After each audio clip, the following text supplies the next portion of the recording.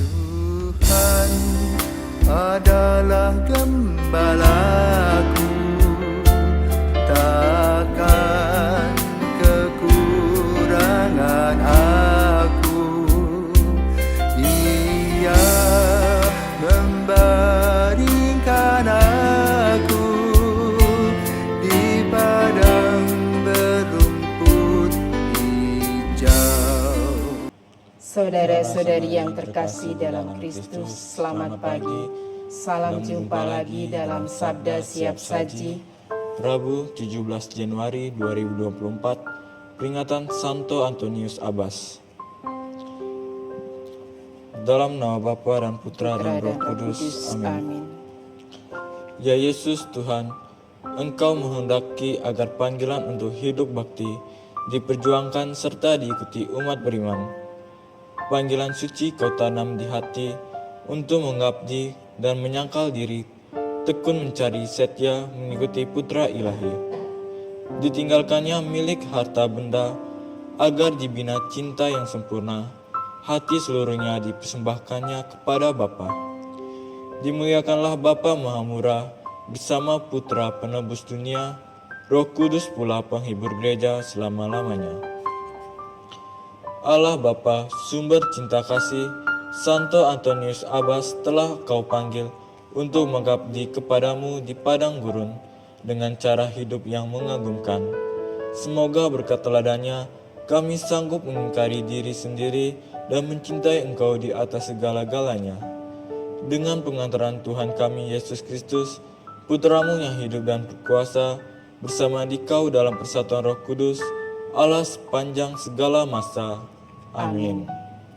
Semoga Tuhan beserta kita sekarang dan selama-lamanya. Inilah Injil suci menurut Markus. Dimuliakanlah Tuhan. Pada suatu hari Sabat, Yesus masuk ke rumah ibadat. Di situ ada seorang yang mati sebelah tangannya. Orang-orang Farisi mengamat-amati Yesus.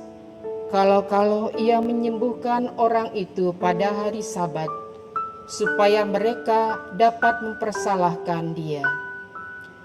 Kata Yesus kepada orang yang mati sebelah tangannya itu, "Mari, berdirilah di tengah."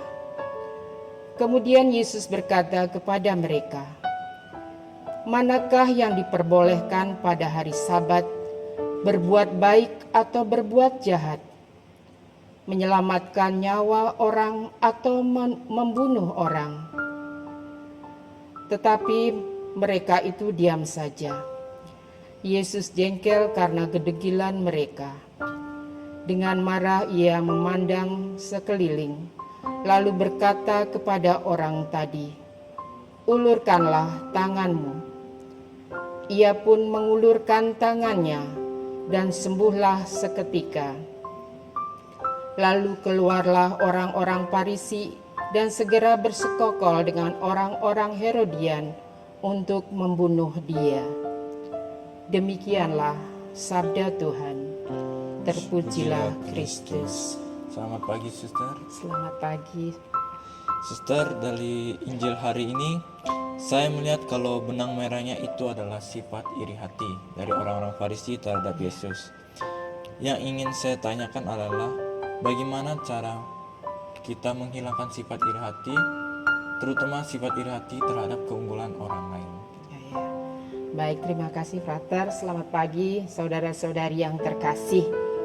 Pada hari ini kita mendengarkan yaitu Injil Markus, di mana Yesus menyembuhkan pada hari Sabat. Di sini jelas-jelas bahwa orang Farisi sungguh menaruh iri hati. Mengapa? Karena ketika Yesus masuk ke rumah ibadat dan juga di sana ada seorang yang mati sebelah tangannya, dan juga orang-orang Farisi ada di sana, tetapi justru mengamat-amati Yesus, apa yang akan dilakukan Yesus. Nah, terbukti bahwa dia ada rasa iri. Karena apa? Yesus lebih unggul daripada orang-orang Farisi ini. Mengapa terjadi itu? Karena Yesus dalam pelayanannya sungguh memperhatikan orang-orang yang orang-orang yang kecil, orang-orang yang sakit, dan itu dilakukan oleh Yesus dengan rendah hati, dengan penuh cinta. Nah, tadi Frater bertanya bagaimana cara kita untuk dapat mengalahkan rasa iri dalam diri kita ya. Sebagai manusia, di sini Yesus juga ditampak jelas dikatakan bahwa Yesus juga merasa jengkel. Ya, karena apa? Karena kedegilan mereka. Nah, ini adalah sisi manusiawi Yesus, bahwa dia juga merasa jengkel, bahkan dia marah juga ya, ketika akhirnya menyuruh orang ini mengulurkan tangan dan akhirnya sembuh. Nah, kita tentunya ingin belajar dari Yesus, karena Yesus adalah pribadi yang rendah hati, yang murah hati, dan penuh kasih. Nah, tanpa kekuatan Tuhan, kita secara pribadi mungkin kita akan menjadi pribadi yang egois. Kita ingin disanjung, kita ingin kita merasa bangga dan sebagainya. Nah, di sini Yesus justru mengajarkan kepada kita agar kita belajar dari Dia, karena Yesus adalah pribadi yang sungguh-sungguh rendah hati. Dia menyadari sungguh bahwa sebagai utusan Bapa, utusan Allah untuk melaksanakan tugas perutusannya, yaitu dengan penuh kasih dan cinta. Nah, bagaimana untuk kita? Tentunya kita harus bergantung sepenuhnya kepada Allah. Kita mohon agar Roh Kudus sendiri senantiasa menuntun setiap langkah kita, agar kita sungguh-sungguh dapat menjadi pribadi yang berkenan, yang dapat mampu meneladani Tuhan Yesus sendiri, menjadi pribadi yang lemah lembut, rendah hati, dan tidak sombong tentunya. Itu dari saya, Frater, dan pesan untuk kita pada bacaan hari ini ya, menurut saya bahwa Yesus lebih memperhatikan bagaimana kebutuhan manusiawi. Tidak dia melanggar, ya di sini dikatakan bahwa pada waktu itu pada hari Sabat. Tetapi bagi Yesus bahwa kebutuhan mengangkat kepribadi manusia itu lebih berharga, karena berdasarkan motivasinya yaitu kasih. Cinta kasih itu yang mewarnai pelayanan Yesus sehingga dia melakukannya itu.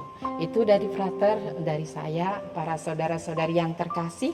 Semoga kita juga dapat meladani teladan yang diberikan kepada Yesus Kristus. Amin. Selamat pagi, saudara.